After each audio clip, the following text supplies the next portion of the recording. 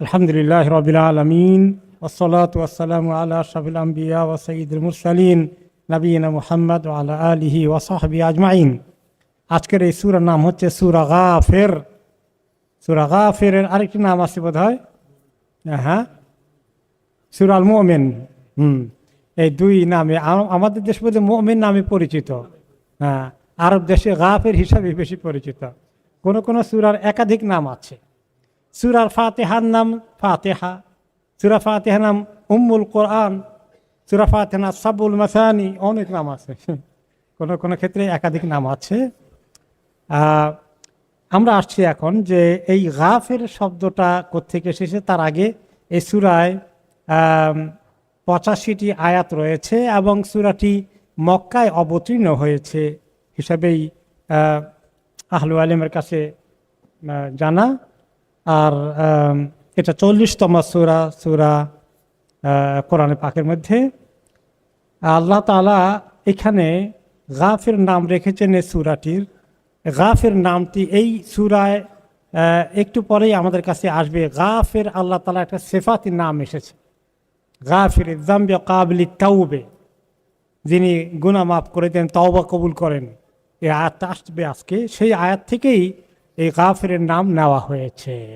সূরা গাফির, আল্লাহ তাআলা ক্ষমাশীল, তিনি ক্ষমাকারী, এই নামেই সূরাটাকে অভিহিত করা হয়েছে। আজকের এই তাফসিরের মধ্যে অনেক বড় সুসংবাদ আছে ইনশাআল্লাহ। যাদেরকে আল্লাহ এই সুসংবাদ দেবেন, আখের গোষ্ঠী পর্যন্ত সুসংবাদ ছড়িয়ে পড়বে ইনশাআল্লাহ। আল্লাহুম্মা জাআলনা মিনহুম।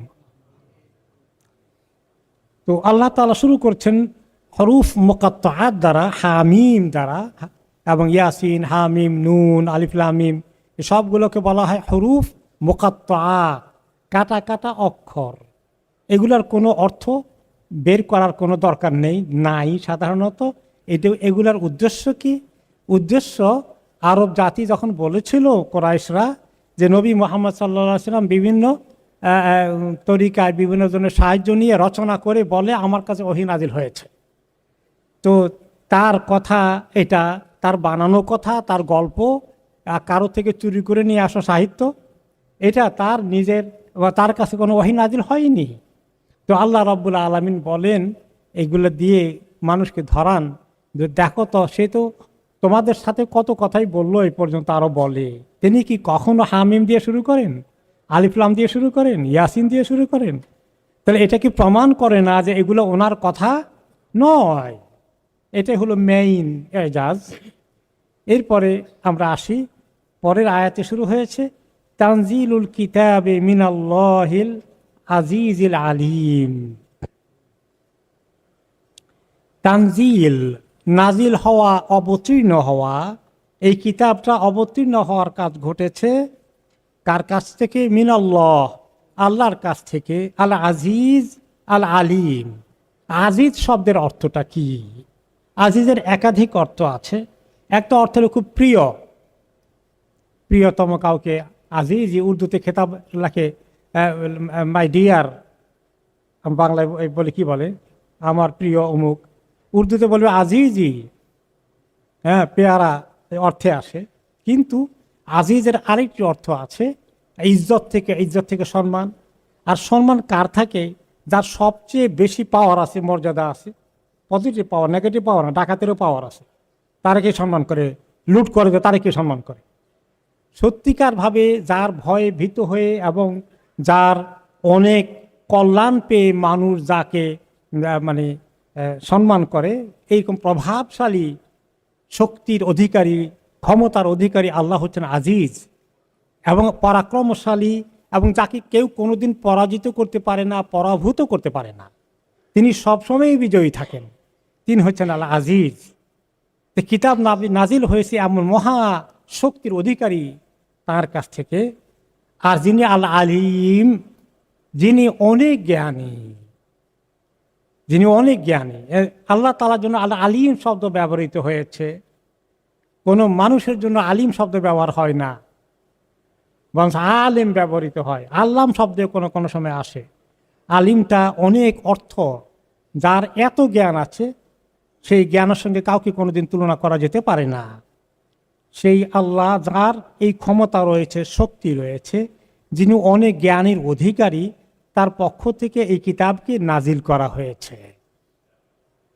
এবং তারপরে আরো কিছু আল্লাহ তাআলার নাম এবং তার ক্ষমতার কথা আসছে, যে কিতাবটা যে কার কাছ থেকে এসেছে তার পরিচয়টা তোমরা ভালো করে শোনো মানব জাতি।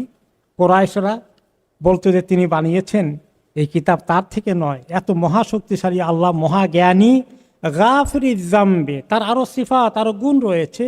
তিনি অনেক ক্ষমা করেন গুনাহকে, যিনি অনেক গুনাহ ক্ষমাকারী, তিনি হচ্ছেন গাফিরিজ জামব ওয়া কাবিলিত তাওব, যিনি অনেক তওবা কবুল করেন। যিনি তওবাকে কবুল করেন, তিনি ছাড়া কেউ তওবা কবুল করতে পারেন না। মানুষ অমুক বড় বুজুর্গের কাছে যায়, তার কাছে গিয়ে তওবা করার জন্যে। তওবা কার কাছে করতে হয়? আল্লাহ তাআলার কাছে। এখন অমুকের চাদর ধরে, অমুকের হাত ধরে, অমুকে ধরে আমি তওবা করছি, আমার তওবা করাই দেন, আমাকে তওবা করাই দেন, তওবা করাই দেয়। তওবা করতে হয়, নিজে করবে আল্লাহ তাআলার কাছে তওবা। তো এই যিনি তওবা করলে, যিনি তওবা কবুল করেন, এটা আল্লাহ তাআলার একটা অনন্য বৈশিষ্ট্য। তার একটা সিফাতি নাম রেখে দিয়েছেন যে তিনি তওবা করলে তওবা কবুল করেন। সে কথা এখানে যোগ করে দিয়ে আমাদেরকে আল্লাহ মেসেজ দিলেন যে তোমরা তওবা করতে চাও, তওবা তো একজনই কবুল করতে পারেন, তিনি আল্লাহ গাফিরিজ যামব, তিনি ক্ষমা করতে পারেন, তার কাছে আসো। ওয়া কাবিলিত তাওব, যিনি তওবা কবুল করেন, এটাও ওনার সিফাতে নাম ঢুকিয়ে দিয়েছেন। শাদীদুল ইকাব, আর ঠিক মতো যদি গুনাহ থেকে তওবা না করো, তার কাছে আসো, তাহলে খবর আছে। শাদীদুল ইকাব, যিনি অনেক শাস্তি দিতে সক্ষম, কঠিন শাস্তি দিতে যিনি সক্ষম। যে তাওল, আর শুধু শাস্তি দেওয়াই ওনার কাজ না, উনি অনেক ইহসান করেন, অনেক কিছু দান করেন, অনেক বদান্যতা যার কাছে রয়েছে, তার কাছ থেকে তোমাদের অনেক পাওয়ার ব্যবস্থা আছে, দুনিয়াতেও আছে, আখেরাতেও আছে। এত দেনেওয়ালা যিনি, এত দিতে সক্ষম যিনি, সেই আল্লাহর কাছ থেকে কোরআন এসেছে। লা ইলাহা ইল্লাহু, এতগুলো গুণবাচক নাম ব্যবহার করে বলা হচ্ছে তিনি ছাড়া তো আর কেউ কোনো ইবাদতের উপযুক্ত নেই। ইলাহ মানে কি? যার ইবাদত করা হয়, যিনি ইবাদত পাওয়ার সত্যিকার অর্থে উপযুক্ত। আরও অনেক কিছুর ইবাদত করা হয়, তারা ইবাদত পাওয়ার উপযুক্ত না। মূর্তিগুলো কি ইবাদত পাওয়ার উপযুক্ত না? কোনো মানুষ, ফেরাউন, এরকম হামান, নমরুদ, এরাও ইবাদত পাওয়ার চেষ্টা করেছিল, কিন্তু তারা ইবাদত পাওয়ার উপযুক্ত নয়। তিনি একমাত্র ইবাদত পাওয়ার উপযুক্ত। ইলাইহিল মাসির, তার কাছেই তোমাদেরকে একদিন ফেরত যেতে হবে। কতগুলো কথা ওনার গুণবাচক নামের সঙ্গে চলে এসেছে। একটি কথা যে উনি যে ইবাদত পাওয়ার উপযুক্ত, আজকে আমাদেরকে, এই মুসলিম উম্মাকে যারা আল্লাহর ইবাদত করে, নামাজ পড়ে, তাদেরকে আল্লাহ তাআলার ইবাদত করার আল্লাহ তাআলা তৌফিক দিলেন। আর যাদেরকে ইবাদত করে লাভ হবে না, কোনো ফায়দা হবে না, তাদের থেকে উদ্ধার করে শিরক থেকে সরিয়ে আল্লাহর ইবাদতে নিয়ে এসেছেন। এই নিয়ামতটা কত বড় নিয়ামত! আপনি যদি কোনো মন্দিরে যান, খ্রিস্টান গির্জায় যান, কোনো মাজারে যান, যাদের ইবাদত করা হয়, যাদের কাছে চাওয়া হয়, ভালো মন্দ পাওয়ার জন্য যাওয়া হয়, এগুলো কোনো কাজে লাগবে? কোনো কাজে লাগবে? সেখান থেকে উদ্ধার করে আল্লাহ তাআলা এমন জায়গায় আপনাকে নিয়ে এসেছেন, তাওহীদের জায়গায়, যেখানে আপনার ইবাদত, আপনার দোয়া, আপনার প্রার্থনা, আপনার সমস্ত কথাকে যিনি কবুল করার জন্য বসে আছেন, সেই আল্লাহর কাছে যে আপনাকে আমাকে আল্লাহ নিয়ে এসেছেন, এই বাতিল মাবুদগুলোর কাছ থেকে উদ্ধার করে সরিয়ে নিয়ে এসেছেন, এই তাওহীদের জন্য আল্লাহ শুকর আদায় করতে হবে না? এটাকে কত গুরুত্ব দিতে হবে। এই জন্য যখনই মনে হয় যে আলহামদুলিল্লাহিল্লাযী হাদানা লিহাযা ওয়া মা কুন্না লিনাহতাদিয়া লাউলা আন হাদানাল্লাহ, এই কথাটা মুখস্থ করে ফেলেন। সে আল্লাহ তাআলার এত শুকর, প্রশংসা যে আল্লাহ আমাকে এই সঠিক দ্বীনের দিকে হেদায়েত দিয়ে দিলেন, তাওহীদের দিকে নিয়ে আসলেন, সহিহ ঈমানের দিকে নিয়ে আসলেন। তিনি যদি মেহেরবানি করে আমাকে আপনাকে এই কাজ না করে দিতেন, আমার আপনার হেদায়েত পাওয়ার কোনো সুযোগ ছিল? এই কথাটাই আমাদের জন্য শুকর আদায় করার, সারা জীবন করলেও শেষ হবার নয়। তো আমরা এটাকে রিয়েলাইজ করা দরকার, এটাকে ফিল করা দরকার। এটার উপলব্ধি আমরা মাঝে মধ্যে যেন করি যে আল্লাহর আপনি আমাকে কত বড় নিয়ামত দিয়ে ধন্য করেছেন, পৃথিবীর সবচেয়ে বড় নিয়ামত আপনি আমাকে দিয়েছেন। এই ঈমান দিয়েছেন, এই হেদায়েত দিয়েছেন, এই তাওহীদ দিয়েছেন, শিরক থেকে উদ্ধার করেছেন আমাকে। এগুলি একদিন দুই দিন করলে হবে না। যখনই মনে পড়ে আল্লাহর কাছে যদি চোখের পানি ঢেলে দিয়ে আমরা একটু কৃতজ্ঞ হতে পারি, সুবহানাল্লাহ, সেই চোখের পানির ফোঁটার যে কত দাম হবে আল্লাহ তাআলার কাছে। আল্লাহুম্মা আ'ইন্না আলা যিকরিকা ওয়া শুকরিকা ওয়া হুসনি ইবাদাতিক। আলহামদুলিল্লাহ আলা নি'মাতিল ঈমান। তো এই আল্লাহর কাছ থেকে আল্লাহ রাব্বুল আলামিন আমাদেরকে, এখানে দেখা গেল যে গুনাহ মাফ করে দিবেন, আবার শাস্তিও দিতে পারেন তিনিই করা সব কিছু। হ্যাঁ, এটা বলে আমাদেরকে আল্লাহ তাআলার গুনাহ থেকে, নাফরমানি থেকে সাবধান করছেন। আর সাবধান করতে দিয়ে গুনার কথা বলে আমাদেরকে একেবারে নিরাশ করে দিচ্ছেন না, আবার আমাদের কাছে ডাকছেন তিনি তওবা করেন। তাহলে এখানে যেমন সাবধান করা আছে, তেমন সুসংবাদও দেওয়া আছে যে তিনি অনেক গুনাহ মাফ করে দেন, তওবা কবুল করেন। কি গুনাহ করেছ, আসো তুমি, তিনি কবুল করতে রাজি আছেন। এইরকম কোরআনে পাকে অনেক জায়গায় আল্লাহ তাআলা বলে দিয়েছেন। আরেকটি আয়াত আল্লাহ কি বলেছেন, নাব্বি ইবাদি আন্নী আনাল গফুরুর রহিম ওয়া আন্না আযাবি হুয়াল আযাবুল আলীম। হে নবী, আপনি খবর দিয়ে দেন সবাইকে, আমার বান্দাদেরকে, যে আমি অনেক ক্ষমাশীল, অনেক দয়ার অধিকারী। আবার এটাও খবর দেন, ওয়া আন্না আযাবি, আর আমার শাস্তি, হুয়াল আযাবুল আলীম, সেটা হচ্ছে সবচেয়ে কঠিন শাস্তি। এই দুটো পাশাপাশি আল্লাহ তাআলা অনেক জায়গায় বলেছেন কোরআনে পাকে, যেন আল্লাহর ভয় ভীত হয়ে তওবা করি, গুনাহ ছেড়ে দেই, আবার হতাশ হয়ে নিরাশ হয়ে পড়ে না থাকি, আল্লাহর কাছে তওবা করি, যেন আল্লাহর রহমতের আশায় এগিয়ে যায়। দুটোই আল্লাহ একসঙ্গে উল্লেখ করেছেন। এরপরে আল্লাহ তাআলা বললেন কি, কাবিল তাওবি শাদীদুল ইকাব, তওবা কবুল করেন, তিনি শাস্তি দিলে কঠিন শাস্তি দিতে সক্ষম যারা অপরাধী তাদেরকে। জিত তাউল, আর তিনি অনেক ইহসানের অধিকারী, অনেক নিয়ামতের অধিকারী, যিনি মানুষকে অনেক কিছু দিয়েছেন, জীবন দিয়েছেন, তারপরে আপনার যৌবন দিয়েছেন, অর্থ করে দিয়েছেন, স্বাস্থ্য দিয়েছেন, খাওয়া দাওয়ার মজা দিয়েছেন, দাম্পত্য জীবন দিয়েছেন, ছেলে মেয়ে সুন্দর বালাখানা থাকার ব্যবস্থা, কি সুন্দর কত নিয়ামত দিয়েছেন, ফলে ফুলে পৃথিবীকে সুশোভিত করেছেন, কত রকমের রুচি, কত রকমের টেস্টের খাবার রয়েছে, তাই না? এগুলো আমরা এনজয় করি, কত মজা লাগে, কত নিয়ামত দিয়েছেন তিনি আমাদেরকে। কাজেই এই একটি নিয়ামতেরও যদি আমরা শুকর আদায় করি, তাও কিন্তু শেষ করতে পারবো না। কিন্তু ওয়াইন তাউদ্দু নি'মাতাল্লাহি লা তুহসুহা, হে বান্দাগণ, তোমরা যদি আমি কি কি নিয়ামত তোমাদেরকে দিয়েছি গণতে চাও একটা একটা করে, তুমি গনে লিস্টও কমপ্লিট করতে পারবে না, গনেও শেষ করতে পারবে না তোমাকে কত নিয়ামত দিয়েছি।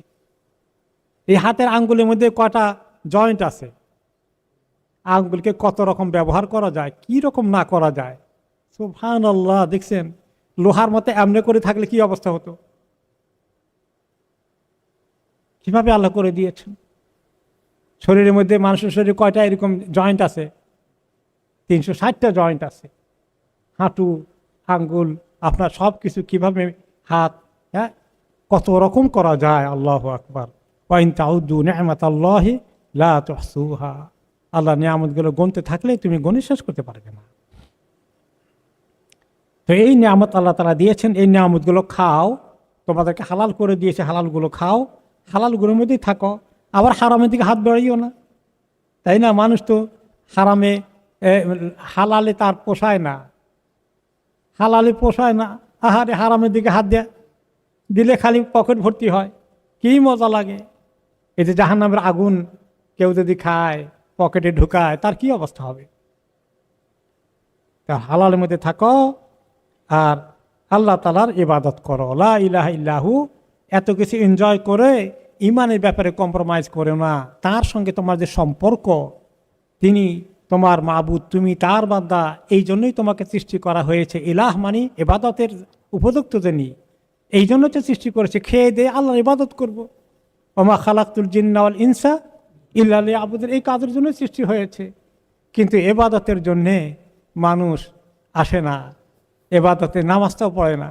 আজকেই এক যুবকের সঙ্গে আলাপ হচ্ছিল, সেই বেচারা দিনদারি আছে, তার মধ্যে কিছু অসুবিধা ফ্যামিলিতে ইয়ে করছে যে বাবা নামাজটাও পড়ে না এই বুড়ো বয়স, আর এক এক সে ছেলেটা বিয়ে শাদী করবে, উল্টা পাল্টা যত কিছু সব নিয়ে নিয়ে আসতেছে বাবা, এগুলো তা মানতে হবে। মানে কি যে অবস্থা, মানুষ কিভাবে পারে এভাবে, যে যে জন্য তাকে সৃষ্টি করা হয়েছে সেই কাজটার মধ্যে সে নেই। তার দুনিয়ার এই জীবন শেষে কোথায় যাবে কেমনি চিন্তা করে না আল্লাহ। তাহলে আমাদেরকে কিভাবে আল্লাহ তাআলার দিকে আসতে হবে এগুলো মাইন্ডে রাখতে হবে। তো এই যে আল্লাহ তাআলা তওবা কবুল করেন, এই তওবার ব্যাপারটা এভাবে এসেছে। কিভাবে আল্লাহ তওবা কবুল করেন, আমরা কেউ যেন নিরাশ না হয়ে যায়, হতাশ না হয়ে যায়, কাউকে যেন নিরাশ না করে দেই, হতাশ না করে দেই, সবসময় আশার আলো যেন রাখি, সেদিকে আসার জন্য লোককে উৎসাহিত করি। একটা লোক যদি অনেক গুনাহ করে, গুনার মধ্যে ডুবে আসে, তাকে শুধু এটা বলে দেওয়া দরকার নাই যে তুই করতে থাকবো না, মজা বুঝবি তুই একদিন, তা নয়। বরঞ্চ তাকে কি করা দরকার, উদ্ধার করা দরকার। কিভাবে পারা যায়, যার যেখানে প্রভাব আছে, যেখানে বলে কাজ হবে তাকে সেদিকে নিয়ে আসা, আল আমর বিল মারুফ আর নাহি আনিল মুনকারের কাজ করা, এবং মানুষকে হতাশ না করে দেওয়া। অনেক বড় গুনাহ করে ফেলেছিল, এখন যদি বলে তুমি এত গুনাহ করছো, তোমাকে বুঝি আল্লাহ মাফ করবে, এই কথা বলার কোনো সুযোগ নাই, বরঞ্চ উৎসাহিত করতে হবে। একটা কেস আসলো ওমর ইবনুল খাত্তাব রাদিয়াল্লাহু আনহুর কাছে, যখন তিনি খলিফা, যেটা আমাদের সিরাতে ওনার জীবনে আমরা পড়ে গিয়েছি। এই যে শাম এলাকার একটা লোক সাংঘাতিক শক্তিশালী, মানে সুঠাম দেহের অধিকারী। তো সে লোকটা প্রায় মদিনায় আসতেন, ওমর রাদিয়াল্লাহু আনহুর সঙ্গে দেখা হতো। উনি ওনাকে এলাকার একজন মানুষ হিসাবে, শাম থেকে এসেছে, সিরিয়া থেকে এসেছে, মোটামুটি তাকে অনেক দূরের থেকে আসছে, খাতির করতেন, কিছু নসিহত করতেন ইত্যাদি। তো বেশ কিছুদিন হয়ে গেল, লোকটা আর আসে না, অনেকদিন হয়ে গেলে দেখা নাই। তখন তিনি বললেন মা ফাআলা ফুলান ইবনে ফুলান, জিজ্ঞেস করলেন আচ্ছা অমুক ছেলে অমুক যে এখন আর আসে না, অনেকদিন থেকে তাকে দেখি না, এই সব ঠিক আছে নাকি খবর টবর? তো কেউ খবর দিল, ইয়া আমিরাল মুমিনিন তাতাবা ফি হাদা শারাব, সে তো মদের পরে মদ খেয়ে, হ্যাঁ মানে তার অবস্থা কাহিল, তার তো আর এখন আপনার সঙ্গে আসার কোনো তার ইচ্ছাও নাই, তার সে মদের মধ্যে ডুব দিছে ভালো করে, এই ভয়ে বোধ হয় আর আসে টাসে না আপনার কাছে, আর এটা ছাড়তেও পারবে না, সে আসতেও পারবে না, তার এই অবস্থা। তাই নাকি? বলে হ্যাঁ। তিনি চিঠি লিখে পাঠালেন, বললেন কি সালামুন আলাইকা, তোমার প্রতি সালাম, তাকে অ্যাড্রেস করে বললেন ফাইনি আহমাদু ইলাইকা আল্লাহ, তোমার কাছে এই চিঠি লেখার শুরুতে আমি প্রথমত আল্লাহ তাআলার শুকর আদায় করছি, প্রশংসা করছি।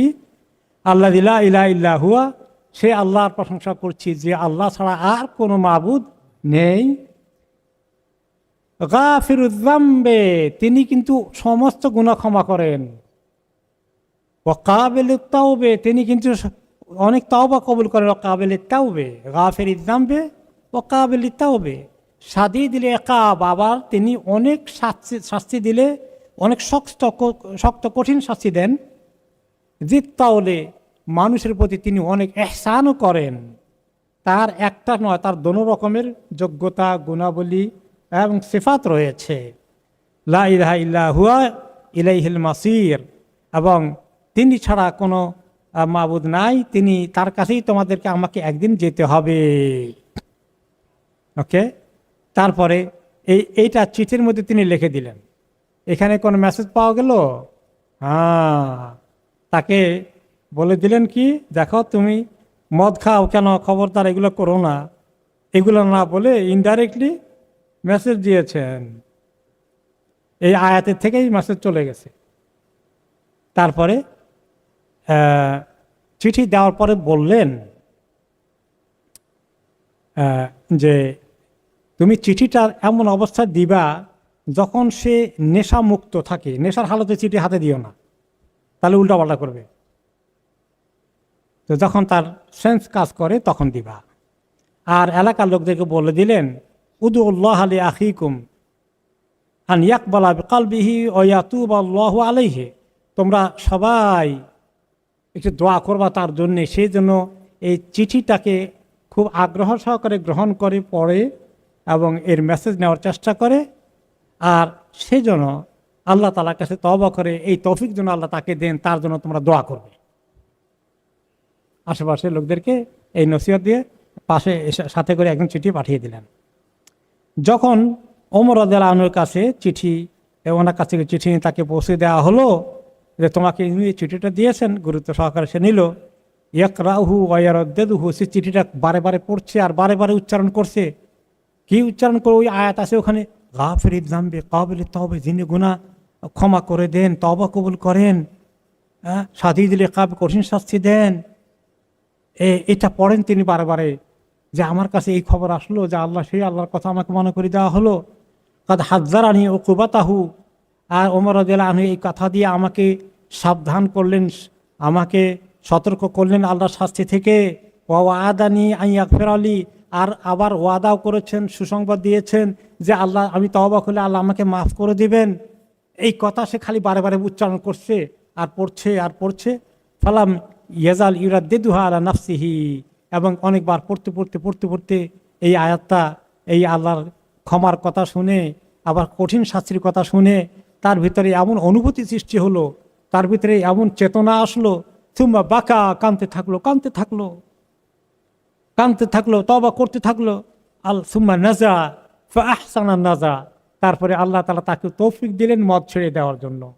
আর এমন ছাড়লো আর আসে নাই ফেরত মদের দিকে। ওমর রাদিয়াল্লাহু আনহু চিঠি দিয়ে বসে থাকেন, এই খবর নিয়েছেন যে তার খবর কি? খবর পেলেন যে তার অনেক চেঞ্জ হয়ে গেছে, ছেড়ে দিয়েছে মদ খাওয়া, তওবা করছে এবং অনেক আল্লাহর কাছে এসেছে, অনেক কান্নাকাটি তওবা করছে। তখন তিনি চিঠি, ওই খবর পাওয়ার পরে ওনার আশেপাশে যারা ছিলেন তাদেরকে বললেন, হা কাদা ফাসনাউ, ভাই সব, তোমরা যখনই এরকম কোনো লোককে দেখো পাপে ডুবে আছে, এরকম করেই তাদেরকে তোমরা হেল্প করো। ইযা রাআইতুম আখান লাকুম জাল্লাতান, তোমাদের ভাই, কোনো ভাইকে যদি দেখো তার পদস্খলন ঘটে গেছে, সে গুনার দিকে ডুবে গিয়েছে, ফাসাদ্দিদুহু ওয়াসসিকুহু, তাকে ঠিক করার চেষ্টা করো, তাকে সঠিক রাস্তায় নিয়ে আসার জন্য তোমরা প্রচেষ্টা চালাও। ওয়াদুল্লাহ লাহু, আর গুনাহগারের জন্য আল্লাহর কাছে দোয়া করো, আন ইয়াতুবা আলাইহি, আল্লাহ যেন তার তওবা নসিব করেন। ওয়ালা তাকুনু আওয়ানান লিশ-শাইতানি আলাইহি, আর তার সঙ্গে এমন ব্যবহার করো না যে তোমাদের দুর্ব্যবহারে সে তোমাদের কাছ থেকে দূরে সরে যাবে আর শয়তানের খপ্পরে পড়ে যাবে। ভালো করে শয়তান বলবে যে আমি পাইছি, তোমাকে আর ছাড়বো না। তাকে শয়তানের কাছে ঠেলে দিও না, শয়তানের হাতে সুপর্দ করে দিও না। তাহলে অনেক সময় হয় কি জানেন, আমাদের একজন লোকে কোনো একটা গুনার মধ্যে আছে, খারাপ কাজ করছে, অন্যায় কাজ করছে, আমাদের শুধু রাগ উঠে যায়, আমরা তার ব্যাপারে খুব খারাপ মন্তব্য করি, আমরা অনেক কিছু শুধু সমালোচনা করি। তো এটা কি ভালো রেজাল্ট নিয়ে আসে কখনো? ওই লোকটার মধ্যে আরো জিদ তৈরি করে। তাহলে দায়ী ইলাল্লাহ, আমরা সবাই দায়ী ইলাল্লাহ, মানুষকে আমরা আল্লাহ দিনের দিকে ডাকবো, দিনের দিকে নিয়ে আসবো। এই জন্য কোনো লোক যখন কোনো খারাপ কাজ করে আপনার রাগ উঠে যায়, এখন তার সঙ্গে কথা বলতে গেলে রাগ ছাড়া আপনি কথা বলতে পারেন না। এটাই তো আমাদের নেশা, তাই না? এখন সুন্দর করে কথা বলা যায়, এখানে আমরা ফেল করে ফেলি। তাহলে কি করতে হবে? একটু আল্লাহর কাছে তৌফিক চাইতে হবে যে আল্লাহ, এই লোকটাকে আমি ইসলাহ করব, এই লোকটাকে আমি হেদায়েত করব, হেদায়েতের দিকে নিয়ে আসার জন্য দাওয়াত দেব। এমনকি আপনার আত্মীয় স্বজন, পরিবার পরিজন, ছেলে মেয়ে হতে পারে। অনেক সময় যেন এক লোক, মনে করেন, আমি নামটাম বলছি না, যে তার ছেলে অন্য এক মেয়েকে বিয়ে করেছে, ভালোবাসা বলতে যেগুলো বোঝায়, অমুসলিম ছিল, ইসলাম কবুল করেছে। তো ইসলাম কবুল করেছে এবং বিয়ে শাদী করেছে সেই ছেলের সাথে। এখন সেখানে অন্যরা এসছে বিয়ের মধ্যে, বাবা আসে না। আমি বললাম, বাবা কোথায়? ছেলের বাবা কোথায়? ছেলের বাবা এত কষ্ট পেয়েছে যে আসবেই না এখানে। তারপরে বলে দিয়েছে যে কোনোদিন যেন, বিয়ে তো করাই দিলাম গুনাহ থেকে বাঁচানোর জন্য, কিন্তু আমি তাদের চেহারা কোনোদিন যেন দেখবো না, কোনো সময় যেন আমার সামনে তারা না পড়ে, না আসে। তা আমি বললাম যে ঠিক আছে, যারা আসছিলেন তাদেরকে বলে দিলাম যে ওনাকে খবর দিবেন যে আমার কাছে আসতে। তারা আসার পরে আমি ওনাকে বললাম যে আপনি একটা রং পলিসি নিয়েছেন। একটা মেয়ে অমুসলিম ইসলাম কবুল করেছে, আমরা চেষ্টা করেছি তাকে ইসলামকে দাওয়াত দেওয়ার জন্য। তো এখন আপনি যদি তাকে চান যে সে ভালো ইসলাম হবে, ভালো ইসলাম জানবে, কবুল করবে, আপনি সব আদর করে মায়া করে তাকে ইসলামের ভালো শিক্ষাটা দেবেন, তাহলে একটা যে কোনো কারণে ঘটে গেছে, এখন তো হালাল হয়ে গেছে, এখন তো তাকে ঘৃণা করার কোনো সুযোগ নাই। এখন তো তার অতীতের সমস্ত গুনাহ আল্লাহ তাকে মাফ করে দিয়েছেন কালিমাতে শাহাদা পড়ার কারণে। সে তো এখন আমার আপনার চেয়ে ভালো, যদি ঠিক মতো কালিমা পড়ে থাকে, ঠিক মতো আল্লাহকে ধরে থাকে। তো আপনি যদি তাকে এইভাবে গ্রহণ করে নেন, তাহলে তো আপনি তার সওয়াবে শরিক হয়ে যাবেন। এই উসিল্লা সে একটা অমুসলিম ইসলামের দিকে ঢুকে পড়েছিল, এদের মনের কষ্ট চাপা দিয়ে আপনার এইটা করা উচিত, ঠিক কিনা বলেন? তো এই হলো যে আমাদের অবস্থা। নিজের ছেলে মেয়েগুলো দুষ্টামি করে কিনা বলেন? কার ছেলে মেয়ে দুষ্টামি করে না? মোটেই আছেন নাকি কেউ? মেজাজ খারাপ হয় কিনা? হয় না? মেজাজ যথেষ্ট খারাপ হয়। এখন খারাপ হয়ে গেলে যদি জোরে বকাশকা করি, যা খুশি, এত জঘন্য অন্যায় করেছে, মনে যত কষ্ট আছে সব প্রকাশ করে দেই, লাভ কি হবে? কোনো লাভ হবে? বরঞ্চ ক্ষতি হওয়ার সম্ভাবনা আছে কিনা? ক্ষতি হওয়ার সম্ভাবনা আছে। ঘৃণা সৃষ্টি হবে, আমার এত বকা দিছে, তার ভিতরে জিদ তৈরি হয়ে যাবে। কোনো ছেলে তো বেয়াদবি করা শুরু করে যাবে, ঝগড়া করবে, আর কোনো ছেলে বেয়াদবি করবে না, কিন্তু ভিতরে এত ক্ষোভ জমা হবে। অনেক সময় মারপিটও করে মানুষ, এদের সাথে বেশি মারপিট করলে খবর আছে আবার। তারপরে বকাবকি করলেন, এমন বকা বকলেন, আপনার যত কষ্ট আছে সব বের করে দিলেন, কি লাভ হলো? কিন্তু আমাদেরকে আসলে এটা কি এই পদ্ধতি আল্লাহ পছন্দ করবেন? তা আমি মাঝে মাঝে লোকেরা পরামর্শ নিতে আসলে বলি যে কী করি, ছেলে মেয়ে এই যে অবস্থায় গেছে। বলবেন যে আপনি বলবেন যে আল্লাহ আমি তো ঠেকে গেছি, আমি তো অসহায় হয়ে গেছি, আল্লাহ আমি অসহায় হয়ে গেছি, আল্লাহ তুমি সাহায্য করো। আল্লাহর কাছে চাইতে থাকেন। আর উদু ইলা সাবিলে রব্বিকা বিল হিকমাতে ওয়াল মাউইদাতিল হাসানা। দুষ্টামি করে তারে কিসের সুন্দর কথা বলবো, তারে একদম গরম মেজাজ দেখাবো, কাজ হবে? আমি তাকে দাওয়াত দিতে হবে। আপনি দায়ী ইলাল্লাহ হবেন। আপনার ছেলেকে, আপনার মেয়েকে আপনি দাওয়াত দিবেন। এখন দাওয়াত দেওয়ার তরিকা কি? বিল হিকমাতে ওয়াল মাউইদাতিল হাসানা। কখন কোন কথা বলবেন? তার মেজাজ খারাপ আছে, আপনারও খারাপ, এখন আপনি ভালো কথা বললে সে শুনবে? এখন রাখেন, একটু কম বলেন, এই this is not right time, সবর করেন, ইয়া আল্লাহ। পরে যখন মেজাজ টেজাজ ঠিক হয়, আপনারও ঠিক হয়, তারও ঠিক হয়, বাবা মা বসো, শোনো, এই যে করছো, ক্ষতি কি আমার হবে না তোমার হবে? আল্লাহর কাছে কে দায়ী হবে? সুন্দর করে বুঝাই। এই জন্য আল্লাহ তাআলা এত সুন্দর একটা দিন আমাদেরকে দিয়েছেন, ওমর রাদিয়াল্লাহু আনহু এটাকে তিনি অ্যাপ্লাই করলেন এবং বললেন, দেখো, কেউ যদি পাপ কাজে লিপ্ত হয়, খালি তার উপরে ঘৃণা বিদ্বেষ, তার উপরে দুশ্মনী, এগুলো না করে তাকে চেঞ্জ করার জন্য, তাকে তার ভিতরে পরিবর্তন আনার জন্য কাজ করতে হবে। এবং মানুষকে দিনের দিকে আনার কাজটা সহজ না কঠিন? অনেক কঠিন। ছেলে সন্তানকে তারবিয়ত দেওয়ার কাজটা সহজ না কঠিন? অনেক কঠিন, অনেক কঠিন।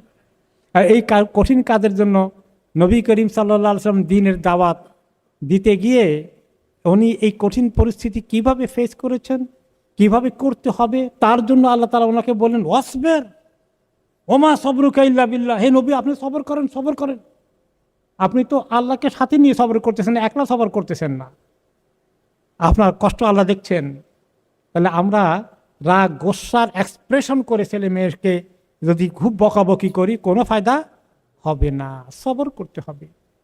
আমার অথরিটি আছে, আমি বড় ইসলামিক্যালি, আর সে ছোট, সে বেয়াদবি করতে পারবে না, আমি যা খুশি তা বলতে পারবো, এই জন্য বলতে থাকি। This is not right. এই জন্য আমাদের এখানে বলেন আর আমাদের দেশে বলেন, সব জায়গাতেই পিতা মাতারা এখন অনেক বিপদে আছে।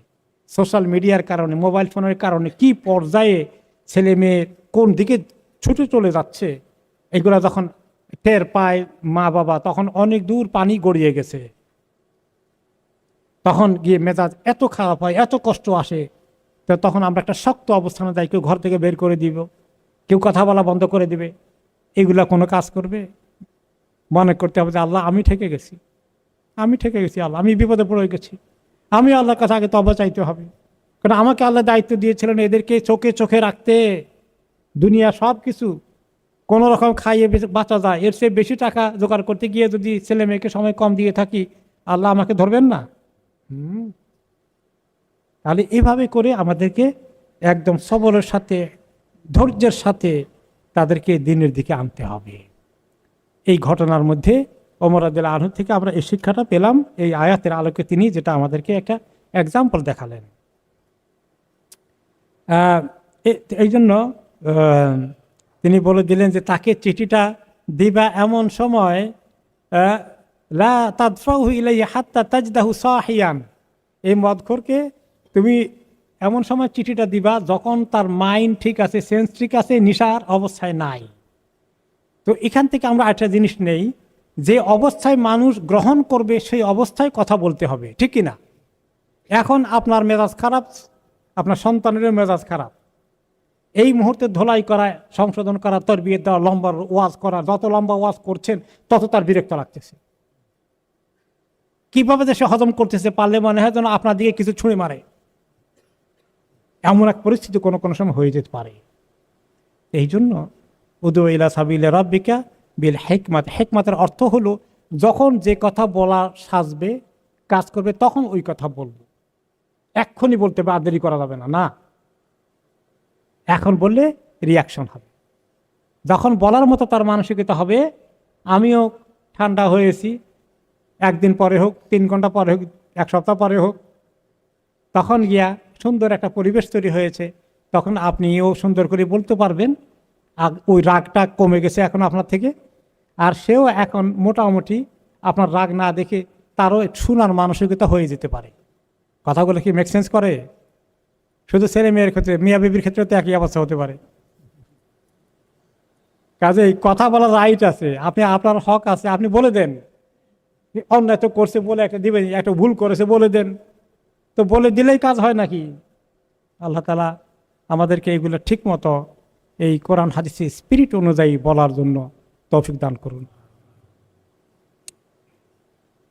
এরপরে আসলো যে আল্লাহ রাব্বুল আলামিন 4 নম্বর আয়াতে বলছেন, মা ইউজাদিলু ফি আয়াতিল্লাহি ইল্লাল্লাযীনা কাফারু ফালা ইয়াগরুরকা তাকাল্লুবুহুম ফিল বিলাদ। নবী করিম সাল্লাল্লাহু আলাইহি সাল্লাম এত করে বুঝাচ্ছেন 13টি বৎসর মক্কায়, কিন্তু তার চাচা থেকে শুরু করে বহু লোকেরাই আত্মীয় স্বজন গ্রহণ করলো না, আর দুশ্মনী বাড়িয়ে দিয়েছে। তো আল্লাহ তাআলা ওনাকে ধৈর্যের জন্য, ওনাকে সবরের জন্য, ওনার সান্ত্বনার জন্যে ওনাকে গাইড করছেন। মা ইউজাদিলু ফি আয়াতিল্লাহি, আল্লাহর আয়াত নিয়ে যারা ঝগড়া করে আপনার সাথে, বলে তুমি বানিয়েছো এগুলো তো ওহী কিছু না, তোমার কাছে কখন ওহী কিভাবে আসলো? ইল্লাল্লাযীনা কাফারু, এইরকম কথাবার্তা যারা বলে এরা কাফের ছাড়া তো আর কিছু না।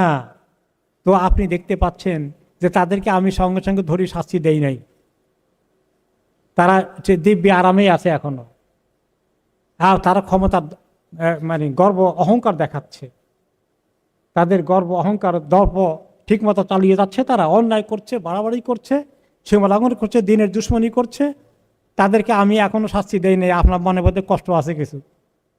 আমরা তো এরকম যখন দেখি, জালিমকে আল্লাহ এতদিন কেন সুযোগ দেন? কেন আল্লাহ ধরেন আহারে কত দোয়া করতে করতে চোখের পানি বোধহয় মানে কয়েক কাঠ, মানে কি বলে, কয়েক পুকুর ভর্তি হয়ে যাওয়ার অবস্থা। তারপরে মনে হয় আল্লাহ মনে শুনেনি না, আমাদের কাছে এরকম মনে হয়, তাই না? তাদের গর্ব, দাপট, অহংকার, অত্যাচার চলেই যাচ্ছে বছরের পরে বছর। এগুলো দেখে মানুষের ভিতরে হতাশা আসে নাই? এসেছিল। নবী করিম সাল্লাল্লাহু আলাইহি ওয়াসাল্লাম দেখলেন 13টি বছর চেষ্টা করতেছেন, তাদের এই দম্ভ শেষ হচ্ছে না। তো আল্লাহ তাআলা বলেন, ফালা ইয়াগরুরকা তাকাল্লুবুহুম ফিল বিলাদ, দেশে দেশে এই জালিমদের, এই অত্যাচারীদের, এই যারা আল্লাহর দুশ্মনদের এই যে তৎপরতা, তাদের চলাফেরা, তাদের ঠিকমতো সব কিছু আছে, তাদেরকে আল্লাহ এখনো ধরেন নাই, আযাব আসে নাই, এগুলো দেখে কি আপনি ধোকায় পড়ে যান, হতাশ হয়ে যান? তা হবেন না। আমি অনেক সময় দেই, আমি সঙ্গে সঙ্গে ধরে ফেলি না, সুযোগ দেই, মানুষকে সুযোগ দেই, দেখি না তাদেরকে আল্লাহ, তারা আসুক, সময় দেই। শুধু আপনার ক্ষেত্রে ঘটেনি এমন, হে নবী, আপনার আগে বিভিন্ন নবীরাও কিন্তু এইরকম পরিস্থিতি ফেস করেছেন। ক্ষমতায় বসে থাকা লোকগুলো অধিকাংশই আল্লাহর দিনের দুশ্মনী করে যুগে যুগে। তাদের এক্সাম্পল আল্লাহ তাআলা নবী করিম সাল্লাল্লাহু আলাইহি ওয়াসাল্লামের জন্য নিয়ে এসছেন। কাযযাবাত ক্বাবলাহুম কওমু নূহিন ওয়াল আহযাবু মিন বাদিহিম। পরের আয়াতে বলা হচ্ছে যে আপনার এই কুরাইশদের মতোই এদের আগে নূহ আলাইহিস সালামের কওম কিন্তু অনেক দুশমনী করেছিল। তাদের পরিণতি কি হয়েছে শেষে? সব ডুবে মরেছে, অভিশপ্ত হয়েছে। ওয়াল আহযাবু মিন বাদিহিম, নূহ আলাইহিস সালামের পরে কত দল, কত গোষ্ঠী, কত নবীদের সময় এসেছিল, তারা সবাই অনেকে এরকম সীমালঙ্ঘন করেছিল। আর কেমন সীমালঙ্ঘন করেছিল জানেন? আপনাকে কাহিনী বলি। ওয়াহাম্মাত কুল্লু উম্মাতিন বিরাসূলিহিম লিয়াখুযুহ, আর প্রত্যেকটি জাতির লোকেরা তাদের নবী যখন তাদের কাছে এসেছিল তাদেরকে তারা ধরে ফেলতে চেয়েছিল, পাকড়াও করতে চেয়েছিল, তাকে হত্যা করতে চেয়েছিল, এইরকম অনেক কিছু তারা করতে চেয়েছিল। তাকে নবীকে দুনিয়া থেকে উঠাই দিবে, নিঃশেষ করে দিবে, তাদের ক্ষমতা কোনোদিন আর ক্ষমতার মসনদ কোনোদিন নড়বে না, এরকম কনফিডেন্স নিয়ে তারা সীমালঙ্ঘন করে যাচ্ছিল। وجادلوا بالباطل ليدحضوا به الحق فأخذتهم, আর তারা তর্ক করেছে, বিতর্ক করেছে, লড়াই করেছে, যুদ্ধ করেছে, যেন তারা হককে দুনিয়া থেকে উঠে দেয়, হককে সরিয়ে দেয়, তাদের বাতিলকে তারা এস্টাবলিশ করে ফেলে, বাতিলকে প্রতিষ্ঠিত করে ফেলে, হককে আসার সুযোগ দেয় না। এইরকম করে তারা বহুদিন প্রতাপ চালিয়েছিল। এই যুগে যুগে এই সমস্ত অপরাধীগুলো, ক্রিমিনালগুলো। আমি কি করেছি? কিছুদিন সুযোগ দিয়ে ফাআখাযতুহুম, তারপরে ধরেছি আমি তাদেরকে। ফাকাইফা কানা ইকাব, কেমন ছিল তাদের পরিণতিটা?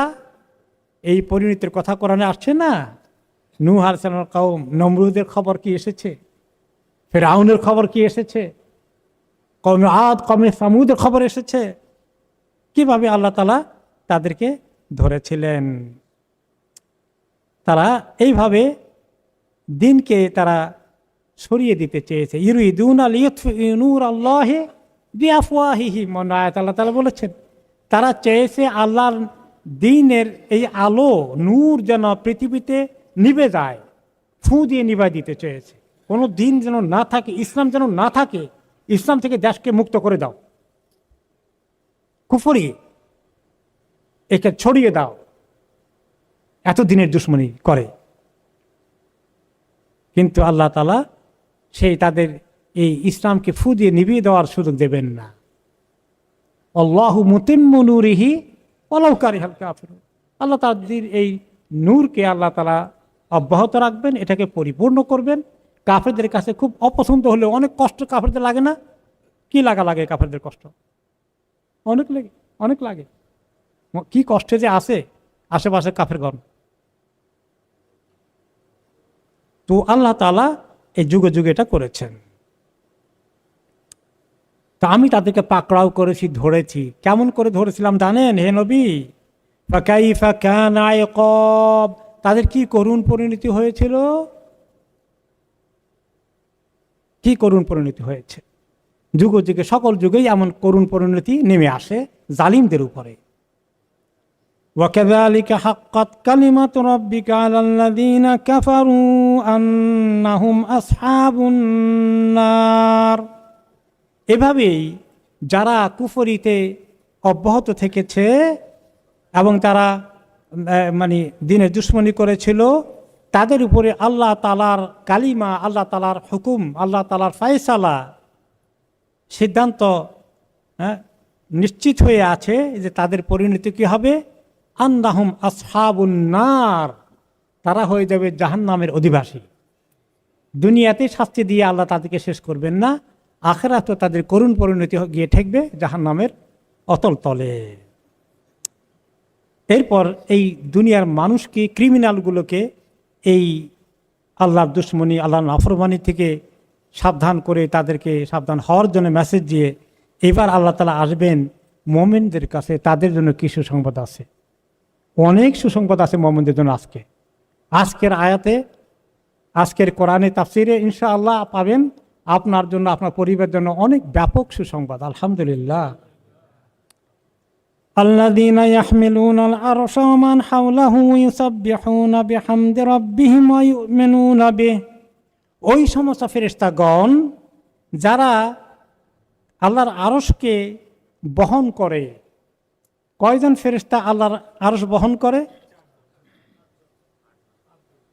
কোন রিওয়ায়াতে 5 জনের কথা আসলে তার কিছু ব্যাখ্যা আছে, কিন্তু সর্বশেষে সূরা আল হাক্কাতে যেটা এসেছে, ওয়াহমিলু আরশ রাব্বিকা ফাওকাহুম ইয়াওমাইদিন সামানিয়া, তো দুইটা এসছে। এখন হয়তো 5 জন ক্যারি করে, কিন্তু কিয়ামতের দিন 8 জনে ক্যারি করবেন। যেই আরশ সারা সৃষ্টির থেকে সমস্ত এক জায়গায় আনলে তার চেয়ে অনেক গুণ বড় হচ্ছে আল্লাহর আরশ। এত বড় আরশ 5 জন বা 8 জন ফেরেশতা বহন করবে, তাদের সাইজ কি হতে পারে আপনি চিন্তা করেন। সুবহানাকা ইয়া রব।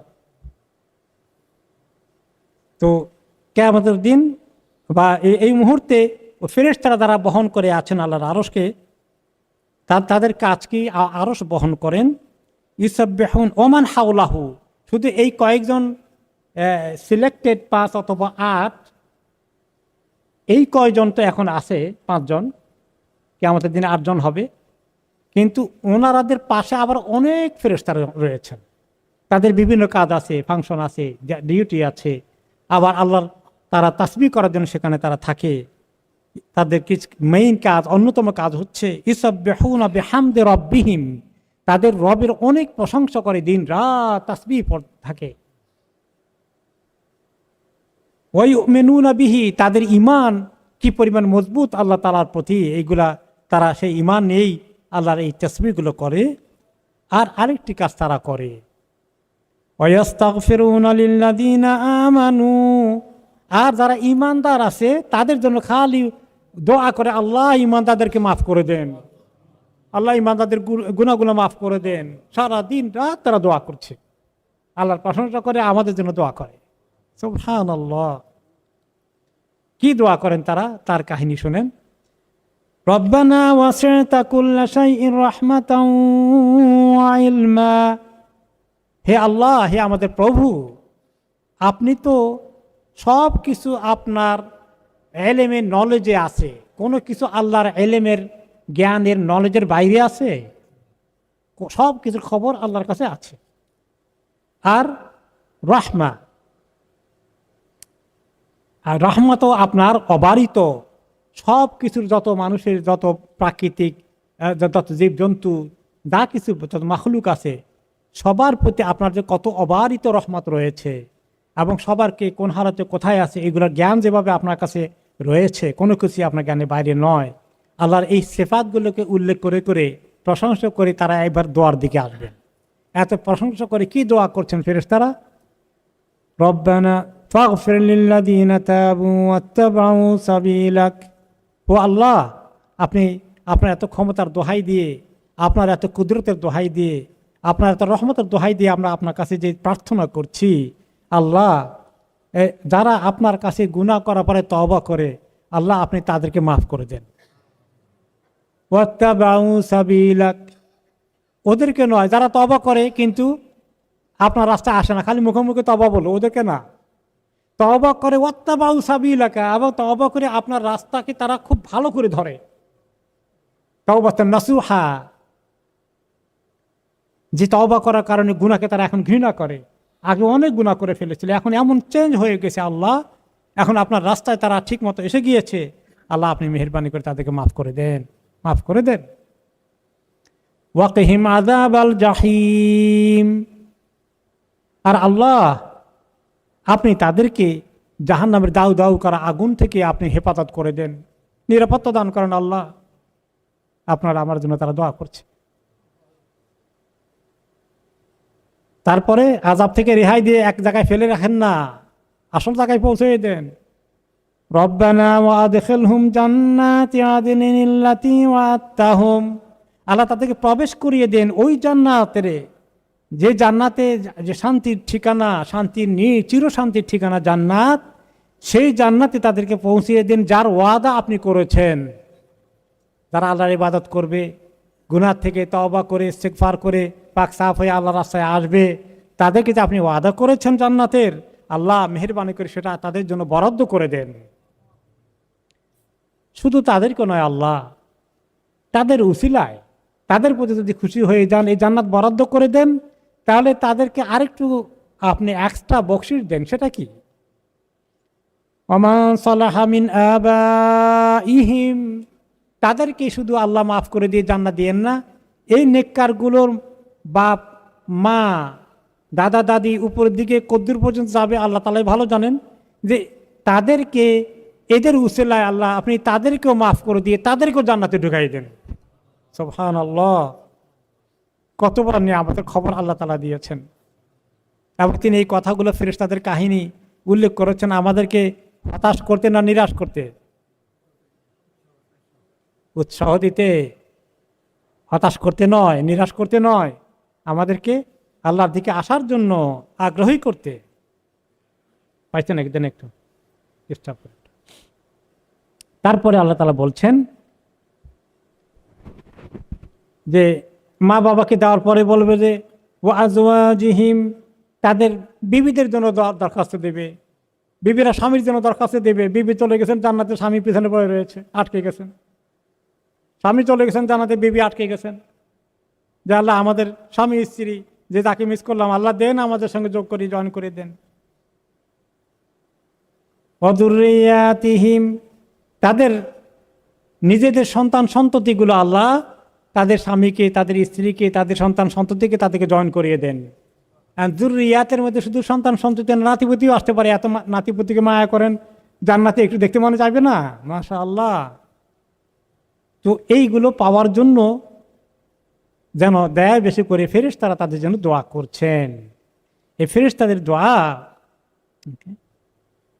এই যে কত আমাদের দিন রাতে হতে পারে, এই দোয়া পেলে আল্লাহ তাআলা যে কত আমাদেরকে কি নিয়ামত দেবেন। তো এই দোয়া করে ফেরেশতারা বলেন ইন্নাকা আনতাল আজিজুল হাকিম, আল্লাহ আপনি তো এমন শক্তির অধিকারী, আপনি দিতে চাইলে তো কেউ মানা করতে পারবে না, আপনার সেই দেওয়ার ক্ষমতা আছে। আবার আজিজের মধ্যে আপনার সেই স্নেহ মায়া মমতা যেটা হওয়া দরকার মাখলুকের প্রতি, আপনার প্রিয় বান্দাদের প্রতি, সেটাও আপনার আছে। আল হাকিম, আর আপনি তো মহাজ্ঞানী, আপনি জানেন কে এই উসিলা যাওয়ার উপযুক্ত, যে মোটেই যেতে পারবে না।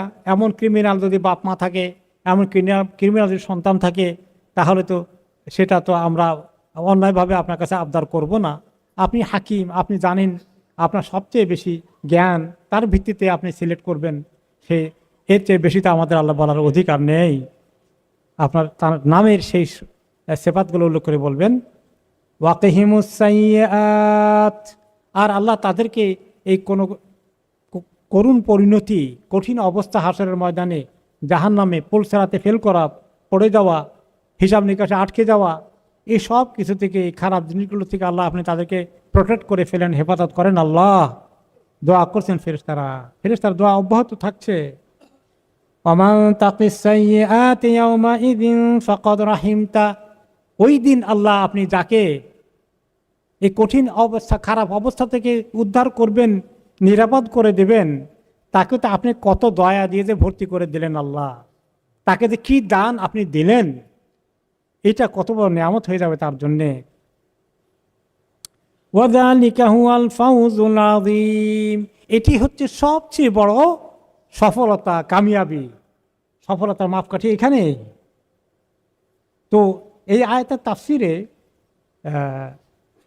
ইমাম ইবনে কাসির রাহমাতুল্লাহ আলাইহি বলেন, অন্য আয়াতের রেফারেন্স দিয়ে তিনি বলেছেন যে ওয়াল্লাযীনা আমানু ওয়াত্তাবাতুহুম যুররিয়াতুহুম বিঈমানিন আলহাকনা বিহিম যুররিয়াতাহুম ওমা আলাতনাহুম মিন আমালিহিম মিন শাই, যারা ঈমানদার ছিল দুনিয়াতে এবং তাদের সন্তানরাও এই পিতা মাতাকে ফলো করে করে দিনদার ঈমানদার হয়েছিল, আমরা কিয়ামতের দিন তাদের সন্তান সন্ততিকে আমরা পিতা মাতার সঙ্গে একসঙ্গে থাকার ব্যবস্থা করে দেব।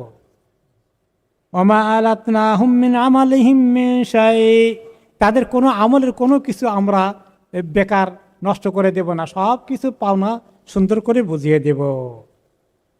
যে যতক্ষণ পাওয়া সে সেখানে পাবে। এখন কথা হলো যে যেই ব্যক্তি উপরে লেভেলে চলে গেছে, বাপ মা উপরে লেভেলে চলে গেছে, সন্তান নিচে লেভেলে আসে, অ্যান্ড সন্তান নিচে লেভেলে আসে, পিতামাতা উপরে চলে গেছে। এখন তো তাদের তো আমল অনুযায়ী তো ডিফারেন্ট লেভেলে তাদের বরাদ্দ হয়ে গেছে। এখন তারা একে অপরকে মিস করছে।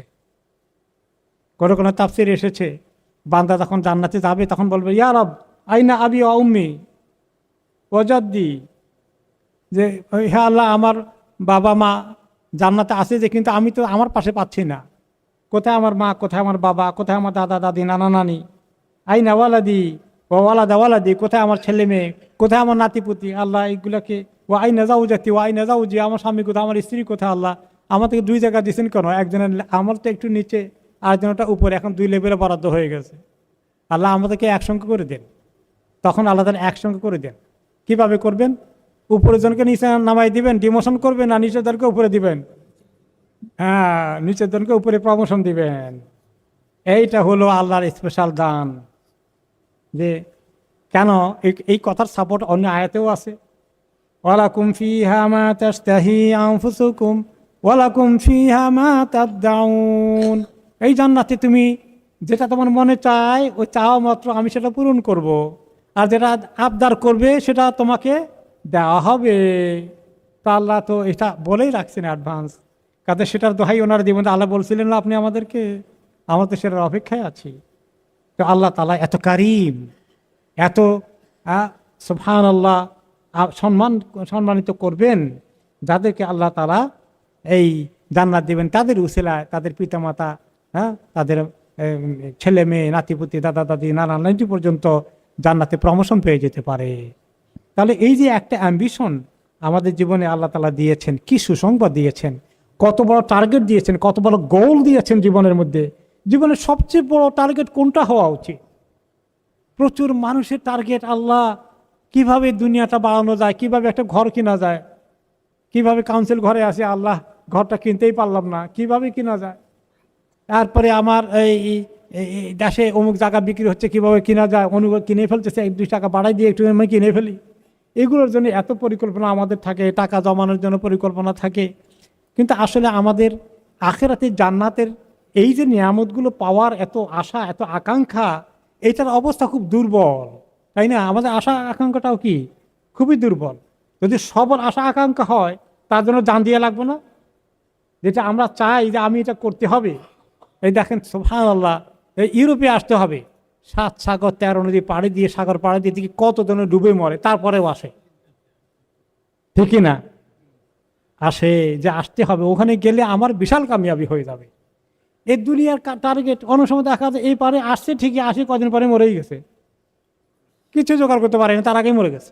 হয় না এরকম? এরোপ্লেনে মরে যায়। তো এই দুনিয়ার নগদ পাওয়ার জন্য এই টার্গেটটা বড় হয়ে গেলে এটার জন্য জান দিতে প্রস্তুত আছি, এত রিস্ক নেই। কিন্তু আখিরাতের এত বড় নিয়ামতের জন্য আমরা দুর্বল ভাবে যে হ্যাঁ আল্লাহ জান্নাত রব্বানা আতিনা ফিদ দুনিয়া হাসানাহ ওয়া ফিল আখিরাতি হাসানাহ, আল্লাহ জান্নাত দেন, দুর্বল করে বলতেছি। কিন্তু তার জন্য কোনো চেষ্টা নাই, তদবির নাই, কোরবানি নাই, স্যাক্রিফাইস নাই। হ্যাঁ, এটাকে সিরিয়াসলি সাহাবীদের মতো নিতে পারি নাই। এবার আমরা কেমন সে জান্নাত নেব? আল্লাহ তাআলা যেন আমাদেরকে এইরকম জজবা দান করেন। আল্লাহুম্মা আ'ইন্না আলা যিকরিকা ওয়া শুকরিকা ওয়া হুসনি ইবাদাতিক ওয়া যালিকা হুয়াল ফাওজুল আযীম। আহারে, যদি আল্লাহ তৌফিক দেন, আব্বা আম্মা চলে গেছেন, যদি জান্নাতে আল্লাহ একসঙ্গে রাখেন, আল্লাহ ছেলে মেয়েগুলোকে রেখে দুনিয়া থেকে চলে যাব, নাতিপুতিগুলোকে রেখে দুনিয়া থেকে চলে যাব, আল্লাহ যদি একসঙ্গে রাখেন, সবাইকে দেখতে মনে চায়, সবাইকে দেখব। এবং একজনের কম কম আমলওয়ালা, তা বেশি আমলওয়ালার তুলনা তার প্রমোশন হয়ে যাবে, কত বড় সৌভাগ্যের বিষয়। তাহলে জীবনের আমাদের সবার উদ্দেশ্য, লক্ষ্য, বড় টার্গেট হবে নিজে জান্নাতে কিভাবে যেতে পারি, আমার ছেলে মেয়েগুলোকে কিভাবে জান্নাতে নিতে পারি। আল্লাহ তাআলা যেন এই পেরেশানি দিয়ে আমাদেরকে ইনশাআল্লাহ পুশ করেন, আমাদেরকে সামনে এগিয়ে যাওয়ার জন্য তৌফিক দান করেন। আল্লাহুম্মা আ'ইন্না আলা যিকরিকা ওয়া শুকরিকা ওয়া হুসনি ইবাদাতিক। কোন তাফসীরে এসেছে, এটা দিয়ে শেষ করি, একজন আহলু কোরআন, তিনি ছিলেন খালাফ ইবনে হিশাম আল বাজ্জার আল কারি, একজন বড় কোরআনের কারি এবং কোরআনের কেরাআতগুলোর স্পেশালিস্ট। উনি বলেন যে আমি একদিন কুনতু আকরাউ আলা সালিম ইবনে ঈসা সালিম ইবনে ঈসা আমার ওস্তাদ, যিনি কোরআনের ওস্তাদ, কেরাতের ওস্তাদ, তার কাছে আমি এই সূরা, কোন সূরা পড়ছিলাম? সূরা গাফির, অথবা আরেক নাম সূরা মুমিন। এই আয়াতগুলো যখন পড়ছিলাম আমার ওস্তাদের কাছে, আমার তেলাওয়াতকে সহি করার জন্য, শুদ্ধ করার জন্য, ফালাম্মা বালাগতু ওয়া ইয়াস্তাগফিরুনা লিল্লাযিনা আমানু, ফেরেশতারা দোয়া করবেন ঈমানদারদের জন্য। এই আয়াতের যখন পড়ছিলাম, তেলাওয়াত করছিলাম, আমার ওস্তাদ বললেন, বড় আলেম, বলে, ইয়া খালাফ মা আকরামুল মুমিন। খালাফ, আল্লাহ মুমিনকে কি সম্মান দিয়েছে দেখছ? তার জন্য ফেরেশতারা দোয়া করে। কি বলেন যে না ইমান মা আকরামুল মুমিনু আলাল্লাহ, আল্লাহর কাছে মুমিনের এত সম্মান। না ইমান আলা ফিরাশিহি, যে সত্যিকার মুমিন তার বিছানায় ঘুমিয়ে আছে, ওয়াল মালাইকাতু ইস্তাগফিরুনা লাহু, ফেরেশতারা তার জন্য দোয়া করতে থাকে। আল্লাহ আমাদেরকে এই সম্মানিত মুমিন হওয়ার তৌফিক দান করেন। আল্লাহ আমাদের ইমানের দুর্বলতা দূর করে দিয়ে আর আপনার সঙ্গে আল্লাহ আমাদেরকে অনেক কাছে এনে দেন। আল্লাহুম্মা আইন্না আলা যিকরিকা ওয়া শুকরিকা ওয়া হুসনি ইবাদাতিক। কয়েকটা প্রশ্ন নিয়ে আমরা শেষ করে দিই ইনশাআল্লাহ।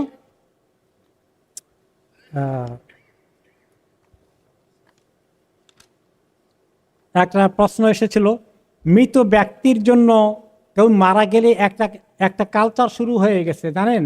অমুক মারা গিয়েছে, তো তার জন্য চ্যারিটি আহ্বান করা হচ্ছে, তার জন্য কিছু একটা করা হবে, তার জন্য আফ্রিকার চ্যারিটি বানানো হবে, একটা মাদ্রাসা করা হবে, মসজিদ করা হবে, আপনারা সবাই দেন তার জন্য।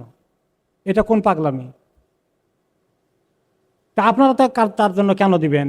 এটা তো আপনি দিবেন, আপনি তার পরিবারের লোকজন, তার আহল আয়াল, তার ছেলে মেয়ে, তার আত্মীয় স্বজন, সারা দুনিয়াতে কালেকশন করি, বড় কালেকশন করে ওর নামে দিল।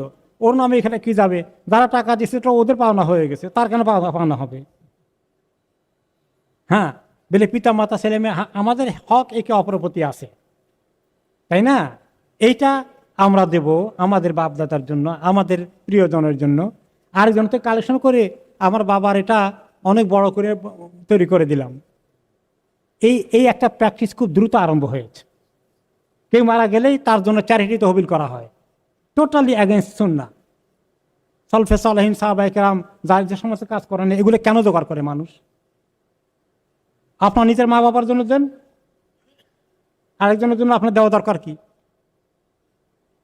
কাজেই যেখানে দিলে আপনার আল্লাহর কাছে যেটা বেশি সওয়াব পাবেন, সেই কাজ করেন। এই মৃত ব্যক্তির জন্য এরকম করে কিছুদিন আগে শুরু হয়েছিল যে অমুক মারা গেছে, তার জন্য কোরআন খতম করি, তো 30 জনকে আপনারা এক পারা করে করা শুরু করে দেন। এইগুলো আবিষ্কার করেছে। খতম নিজে করবেন, 3 দিনে পারেন না 1 মাসে করেন, 1 মাসে পারেন না 6 মাসে করেন। সবাইকে কয়েকজনকে মিলে কোরআন খানি করো। এগুলো সমস্ত যেগুলো সাহাবায়ে কেরাম কোনোদিন করেননি, রাসূলুল্লাহ সাল্লাল্লাহু করেননি, করতে বলেননি, সেগুলা কি শরীয়তে গ্রহণযোগ্য আমল? পরবর্তী জমানায় আমরা আবিষ্কার করতে পারবো আমল? নো। কাজে এই সমস্ত কাজ করবেন না। অমুকের জন্য নিয়ে আমরা টিউবওয়েল দিব, আফ্রিকা অনেক পানির ব্যবস্থা করব, ওনার নামে আপনারা সবাই দান করেন। এগুলো খবরদার, কেউ করতে গেলে বাধা দিবেন যে এগুলো অন্যায় কাজ করবেন না। যেগুলা নবী করিম সাল্লাল্লাহু আলাইহি ওয়াসাল্লাম করেন নাই, সাহাবায়ে কেরাম করেন নাই, সালফে সালেহিন করেন নাই, করুন এগুলা লোকেরা করে নাই, এগুলো আবিষ্কার করবে না। আমরা জানি হজ করলে নবজাতকের মতো নিষ্পাপ হয়। আমার জানার আগ্রহ হচ্ছে, ওমরা পালন করলে কি হজের মতো নিষ্পাপ হবে? ওমরার জন্য আলাদা সওয়াব আছে, যে ওমরা করলে অনেক গুনাহ মাফ করে দেন আল্লাহ তাআলা, কিন্তু হজ আর ওমরার একই লেভেলের নয়, তাই না?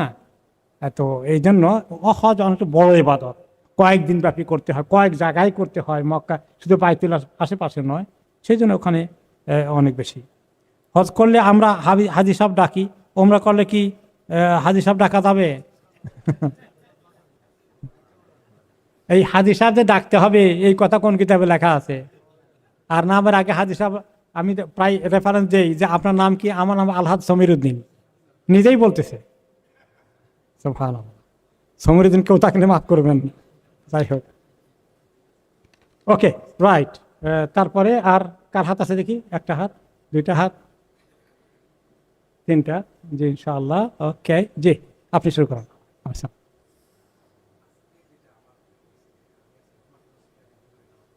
হুম,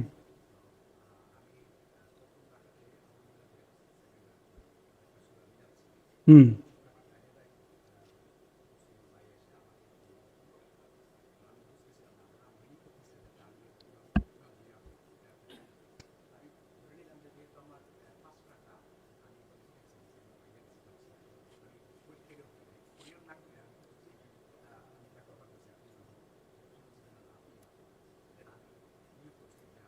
হুম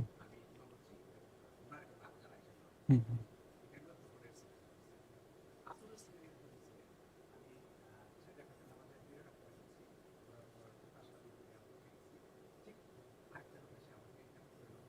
হুম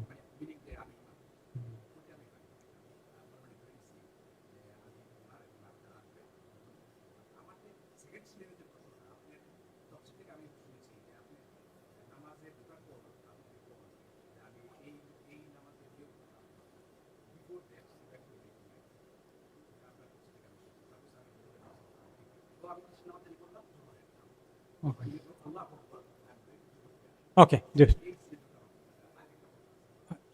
তিনি বলছেন যে তিনি নামাজ পড়ছিলেন, কোন নামাজ পড়ছিলেন প্রথম প্রশ্নে? জোহর নামাজ পড়ছিলেন।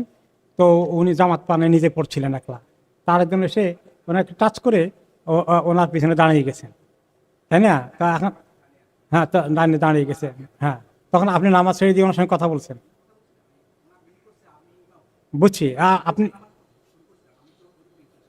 ওকে। আমি যখন উনি যখন ইমাম হবে, আমি তো এটা নিয়ে ছিল না যে কেউ আমার ইমামতি করবে। ওকে, রাইট। একটা ব্যাপার হলো যে আহ, কেউ যখন ইমাম হবে এই নিয়ত মানুষ যদি থাকে, তা আমি তো ইমামতি করতেছি জানি, মানুষ যদি না থাকে আমি একলা পড়েছি, পড়ে যাচ্ছি, কিন্তু কেউ যদি আমার এখানে জয়েন করে, এটা আমার নিয়ত ছিল না, এটা তাকে কোনো বাধা দেবে না। আপনি আপনার নামাজ পড়ছেন আর সে জয়েন করার সঙ্গে সঙ্গে অটোমেটিক্যালি লিঙ্ক হয়ে গেছে, আপনি দেখতে পেয়েছেন। এখন বলতে হবে না যে সে যদি জয়েন করছে আমি তার ইমামতের দায়িত্ব নিলাম, এটা বলার দরকার নাই।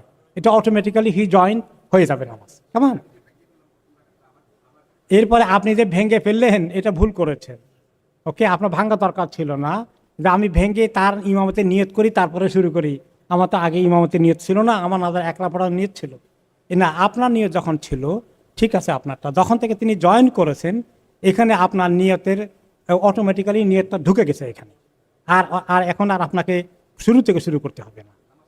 নামাজটা সহি হয়ে গেছে, পারফেক্ট হয়ে গেছে, কোনো চিন্তা নাই। তারপরে হলো যে উনি যে টাচ করেছেন, এই টাচ করাটা আসলে এটা কোনো কোনো ফোকাহারা বলেছে যে কারণ টাচ না করলে সে বুঝবে না, তার নিয়তের মধ্যে ঢুকাবে না, এই জন্য টাচ করা। কিন্তু যদি টাচ না করে আপনি দেখেন যে সে দাঁড়িয়ে গেছে, ফিল করলেন, অটোমেটিক্যালি এটা অ্যাড হয়ে গেছে। তারপরে দ্বিতীয়টা ছিল আসরের। আপনি আসর পড়ছিলেন, সে জোহর পড়ছিল নাকি? হ্যাঁ হ্যাঁ হ্যাঁ হ্যাঁ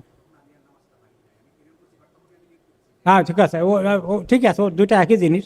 পরেরটা আপনি রাইট কাজ করেছেন, আগেরটা আপনার ভুল হয়েছে, ঠিক আছে। যে তারপরে জানি এখানে জি,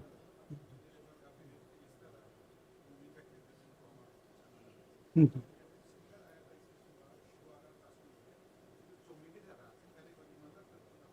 হুম, হুম, ওই আয়াতটা দেখে দেন। হুম,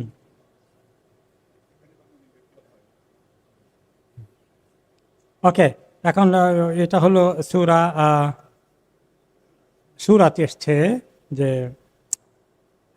কিছু ফেরেশতাদের কথা আল্লাহ বললেন যে ওয়াল মালাইকাতু ইউসাব্বিহুনা বিহামদি রাব্বিহিম, ফেরেশতাগণ আল্লাহ তাআলার তাদের রবের প্রশংসা করেন, তাসবিহ করেন, যিকির করেন। ওয়াস্তাগফিরুনা লিমান ফিল আরদ, এবং জমিনে যারা আছে তাদের জন্যে তারা আল্লাহর কাছে ক্ষমা চায়। আলা ইন্নাল্লাহা হুয়াল গাফুর রহিম, মনে রেখো আল্লাহ নিশ্চয়ই অনেক ক্ষমাশীল এবং দয়াময়। এখন আমার প্রশ্ন হলো যে এখানে যারা জমিনে আছে, তো যারা জীবন্ত আছে, মরে গেছে, কি অবস্থা? হ্যাঁ, না, এখানে হলো যে প্রশ্ন হলো যে এখানে যে জমিনে যারা আছে এদের দ্বারা কি কাফের মুশরিক সবগুলো চলে আসলো? ফেরেশতাদের কাছে ক্রাইটেরিয়া ক্লিয়ার আছে, আল্লাহর কাছেও ক্রাইটেরিয়া ক্লিয়ার আছে যে কে ক্ষমা পাওয়ার উপযুক্ত। যে ব্যক্তি ঈমান আনে নাই, মাহরুম মিন কুল্লি খাইর, তার জন্য ফিনারে জাহান্নামা খালিদিনা ফিহা, সেখানে ফেরেশতারা কি এই ফাজলামি করতে যাবেন নাকি? আল্লাহ মাফ করুন। তাই দাকালা করেন। ওকে, জি, হ্যাঁ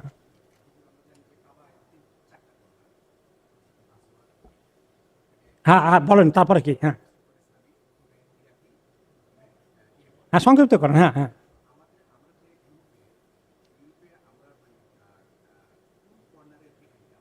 ওকে, রাইট। উনি বলছে প্রশ্ন হলো যে কাবার শরীফের 4টা কর্নার আছে, তো এখন আমরা কোন কর্নারের দিকে আছি? ওকে, হ্যাঁ, এখন এখন হলো যে কর্নার না দেওয়াল, একই একই জিনিস। সোজা কথা কাবা, ওই 4টা কর্নার আর ওই আপনার ওগুলা মনে রাখার দরকার নাই। কাবা একটা মসজিদ, আমরা কাবা দিকে ফিরে যাচ্ছি। এখন এটা এখান থেকে কোন কোন দিকে? এটা সাধারণত দক্ষিণ পূর্ব দিকে। এখন এখান থেকে দক্ষিণ পূর্ব না, হ্যাঁ সাউথ ইস্ট, দক্ষিণ পূর্ব দিকে আমাদের কেবলা। এখন এখানে এটা কি রোকনে ইয়ামানি পড়লো নাকি হাজরে আসওয়াদ পড়লো? ভাই এত ভৌগোলিক জ্ঞান এই মুহূর্তে আমার, শোনেন শোনেন এক কথা শোনেন, এত ভূগোলটা এখন এই মুহূর্তে আমার মাথায় রেডি নাই। ওকে, তো আসল কথা হলো কি, যে কর্নারই হোক আমি কেবলার দিকে মোতাবজ্জ হয়ে আছে। এই জন্য কোরআন সে আল্লাহ তাআলা যে বলছে কেবলামুখী হওয়া, কোন কর্নারমুখী হওয়া এটা কিন্তু বলেন না। এটা না জানলেও কোনো অসুবিধা নেই। ওকে, জি, জানা জানাও তবে মিস করে ফেললে যেখান থেকে পাইছেন সামনের দিকে আগাবেন, পেছনে যাওয়ার দরকার নেই।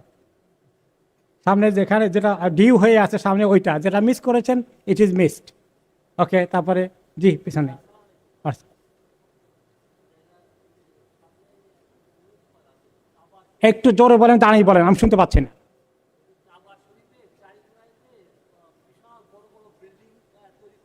হ্যাঁ,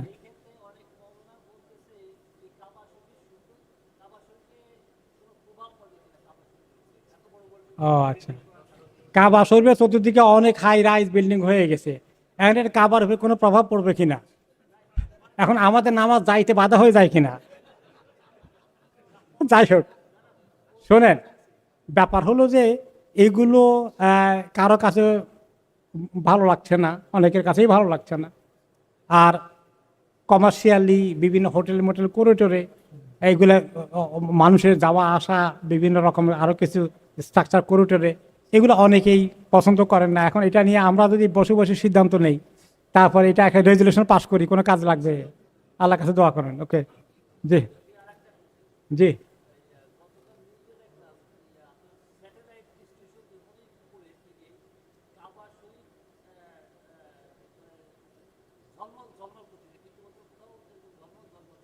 ওটা ওইটা মানে কিছু এই টেলিস্কোপ দিয়ে বা এরকম আধুনিক কিছু দিয়ে দেখা যায় উপরের দিকে, মহাশূন্যের দিকে তাকালে যে আলোর ঝলকানি, নূরের প্রভাব কাবা শরীফের বরাবর উপরে পাওয়া যায় মহাশূন্যে, যেটা অন্য কোনো জায়গায় পাওয়া যায় না। এক নম্বরে হলো যে আমি তো বিজ্ঞানী না, এটা চেক করে আসতে পারি না আপনাকে খবর দেওয়ার জন্য, আমি দেখছি এটাও বলতে পারছি না, তাই না? অসম্ভব কিছু না, এটা আল্লাহ তাআলা খাস মত এখানে মানে খাস এনায়েতে ঘরের প্রতি আছে। এটাও অসম্ভব কিছু না যদি এটা বিজ্ঞানীরা সত্যি দেখে থাকে, তো কাজে দিস নট আনলাইকলি। কিন্তু যদি এখন আবার কেউ কোনো বিজ্ঞানীরা ঠিক মতো বলে নাই, কেউ যদি এটা বানিয়ে আবার কিছু জিনিস হোয়াটসঅ্যাপে ছেড়ে দেয় আর সবাই এটারে বিশ্বাস করা শুরু করে দেয়, খালি এটা লাইক করা শুরু করে, তো এগুলোও আবার অনেক সময় ঠিক নয়। কিন্তু কোনো কোনো ইনফরমেশন অসম্ভব কিছু না, এটা হওয়াটা অসম্ভব কিছু আমি মনে করি না।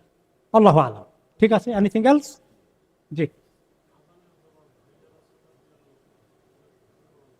আজানে জবাই হাইয়া সা হাইয়া আল ফালাহ কি লা হাওলা ওয়ালা কুওয়াতা ইল্লা বিল্লাহ। হুম, এখন ব্যাপার আসছে কোন কোন হাদিসে আসছে মুয়াজ্জিন যা বলে তা বলল, এটা যেমন হাদিসে এসেছে এটা ঠিক, আবার কোন কোন ক্ষেত্রে এখানে লা হাওলা ওয়ালা কুওয়াতার কথা অন্য কোনো হাদিসে এসেছে। তো কোনো যখন বললো মুয়াজ্জিন যা বলে তা বলল, এটার দ্বারা মেজরিটি বোঝানো হয়েছে, মেজরিটি কথাগুলোর মধ্যেই ওগুলোই বলতে হবে যেগুলা মুয়াজ্জিন বলে। আর এক্সেপশনাল যদি কোনো জায়গায় সহি হাদিস দ্বারা প্রমাণিত হয়, তাহলে এটাকে আমল করা যেতে পারে, সেটা দ্বারা ওই হাদিসটা নেগেটিভ হয়ে যায় না। কথা বুঝতে পেরেছেন? তো ওইটা যে মেজরিটি তো ওই দিকেই আমরা সব কিছুর মধ্যেই যোগ করবো না, অন্য কিছু সব কিছু অ্যাজ ইট ইজ রিপিট করবো। কিন্তু এই ক্ষেত্রে যদি হাদিসটা সহি হাদিসে প্রমাণিত হয়, তাহলে লা হাওলা ওয়ালা কুওয়াতা ইল্লা বিল্লাহ, যেহেতু অনেক হাদিস এসেছে, এটা বলা যেতে পারে। আল্লাহু আকবার। জি জি।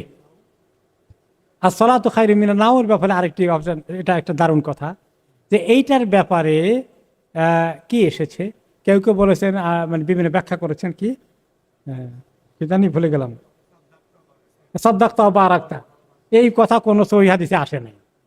বরঞ্চ আসসালাতু খায়রুম মিনান নাওম, এটা রিপিট করাটাই ওই মেইন হাদিসের কারণে হয়ে যায়। লা হাওলা ওয়ালা কুওয়াতা ইল্লা বিল্লাহর ব্যাপারে কিন্তু হাদিস সহিহ এসেছে আমার জানা মতে, আল্লাহু আলম। আর কিন্তু সাদ্দাক্তা বা আরাক্তার ব্যাপারে কোনো সহিহ হাদিস আমার জানা মতে পাওয়া যায়নি। সেখানে আসসালাতু খায়রুম মিনান নাওমি কন্টিনিউ করা উচিত। ঠিক আছে, ওকে। এটা হলো হাইয়া আলাস সালাহ হাইয়া আলাল ফালাহর ব্যাপারে। আল্লাহু আলাম, এই মুহূর্তে আমি আর এর চেয়ে বেশি ডাবল চেক করতে পারছি না, যে লা হাওলা ওয়ালা কুওয়াতা ইল্লা বিল্লাহ হাদিসটা যেহেতু অনেক মাশহুর হয়ে এসেছে, সেটা আমল করার মতো। জি, আচ্ছা।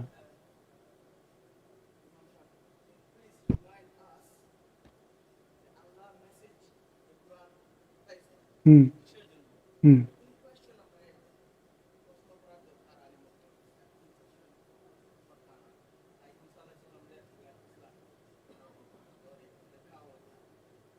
আচ্ছা, আমি বুঝছি আপনার কোশ্চেনের স্পিরিট বুঝছি, আপনি এবার বসেন। ব্যাপার হলো যে আমরা, উনি বলতে চাচ্ছেন যে যে সাবজেক্টে আলোচনা করছি রেলিভেন্ট আকারে আসলে এটাই মুনাসিব হয় উইথ দ্য তাফসির সেশন। Good point. বাট আমি যেটা মনে করি যে আমরা তো সবাই বিভিন্ন মাদ্রাসা গিয়ে ভর্তি হতে পারছি না। এখন সাবজেক্টের বাইরেও মাঝে মধ্যে কোনো কোনো প্রশ্ন ভেরি জানা দরকার আছে, এবং একটা প্রশ্ন একজনে করলে অনেক মানুষে পেয়ে যাবে।